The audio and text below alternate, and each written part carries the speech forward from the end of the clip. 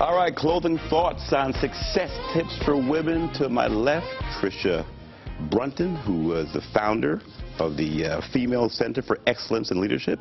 And to her left is Jaclyn Vocell, certified life coach. So there are two folks who are passionate about empowering women. You guys haven't met before, huh? Well, just not well, yeah. Jaclyn, meet Tricia, Jaclyn, we actually get together. So let's talk about tips. Let's first off to my men. We talk about young girls and self-esteem. How much is at the root of this, guys, boys, men, and trying to impress them and feeling insecure? I don't know if it's the root. I think it's the fruit. We'll talk about the fruit.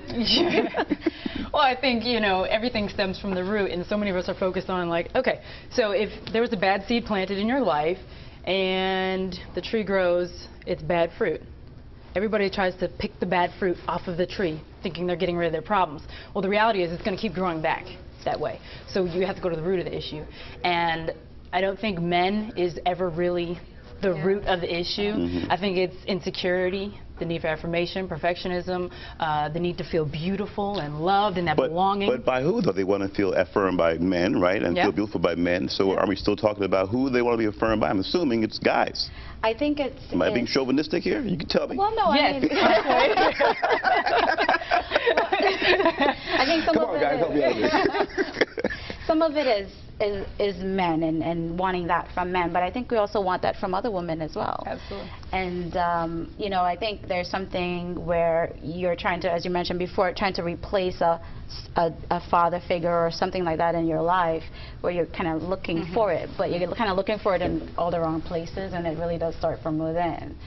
So it's kind of more looking at men as a substitute, if you will, to get that, you know, love, or what you think is love, or like you mentioned, affirmation, or a feeling of belonging, a feeling of being wanted and needed. And it's not really, that's not really where it comes from. What was the biggest mistake you made that you share with your clients and young girls? Well, one of the things I've shared is that I was in an abusive relationship, and I think it was the fact that I didn't love myself enough. I hadn't gotten to the point in my life where I said, you know what, I'm better than this. I don't need to continue this in my life or continue to be treated this way, because I'm worth so much more. And that's where, even for myself, it got to, you know, that it does start from within, because when you know that you're worth much more and you know that you have a lot to offer, there's no way that you're going to allow people to come into your life to treat you any less than that. Do you find that resonates with the folks you talk to? Oh yes, definitely, because they're trying to, and they may settle and allow people to do things to them that they know that isn't right. And if it were their loved ones or their mother or their sister, they wouldn't like it to be happening, but they allow it to happen to themselves.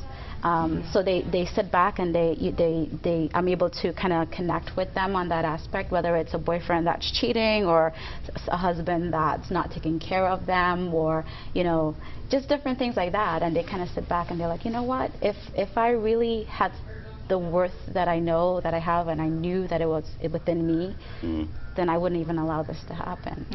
You know? Jaclyn, biggest mistake you made that you share with your folks, your clients? Or I wouldn't say it was a mistake, but I think the biggest thing that I had to learn was to love who I was. Simply put, no makeup, sweats and all, but to love who I was, because for so long I didn't, and that led to small mistakes, you know, around every corner. And so the biggest thing I had to learn was to love me.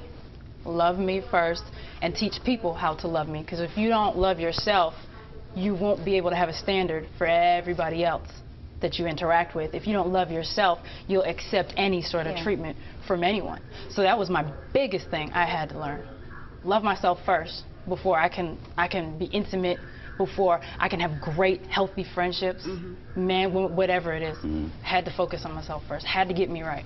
Now I'm going to guess, I'm going to assume, based on talking to you guys, I haven't talked to you in depth, that faith is a part of each of your lives, right? I haven't we haven't really talked about it in the show, but I'm going to assume, based on what you're saying, that faith is a big component. Talk about that. Is it true, first of all? Yes. And let's talk about faith as a component in all this. I mean, that's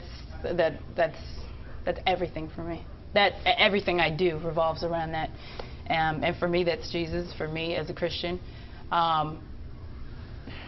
He showed me that I was worth loving because of how he loved me. My faith in God is what allows me to get through times that I don't think my human self could probably get through.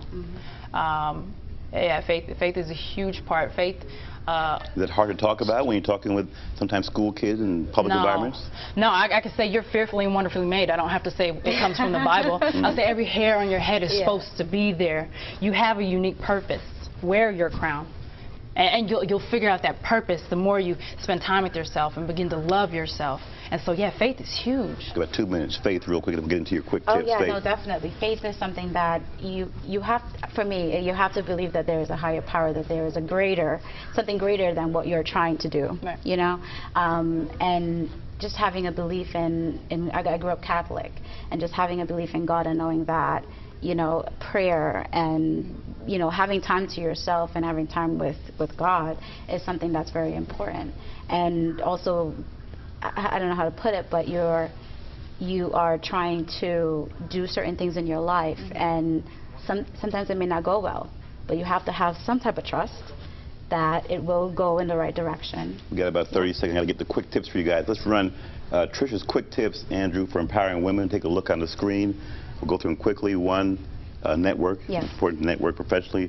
Solicit feedback, get feedback, criticism, how you can improve, what you want out of life, educate and challenge yourself, and financial independence. Yeah. How do you achieve that real quick? For folks who are saying, gee, how do you get independence when I'm 18, 21? How do I start? First, you have to look at your income and try to stay within it. And I think it starts from there, because I think a lot. 15 seconds. Jaclyn's quick tips. Self-empowerment tips. Face yourself. Confront who you are. Confront who you are, your past, yep. Wear your crown, real quick. That means what? You're worthy. Okay. Be the driver. Be in the driver's seat. Don't let insecurity or anything else drive you. All right. Be in good company and get out of your own way. I got to get my own way here. Now we got to wrap up. All right. Thanks to both of you guys. Appreciate it. Our guests, Jaclyn Vocell, Tricia Brunton. Empowerment Tips for Women. Great show. We'll have them on again. Catch our show 247ctnow.com/Stan. Friend us on Facebook. Follow us on Twitter. For the good folks here at Fox Connecticut, I'm Stan Simpson. The Morning News and Tim Lammers is next.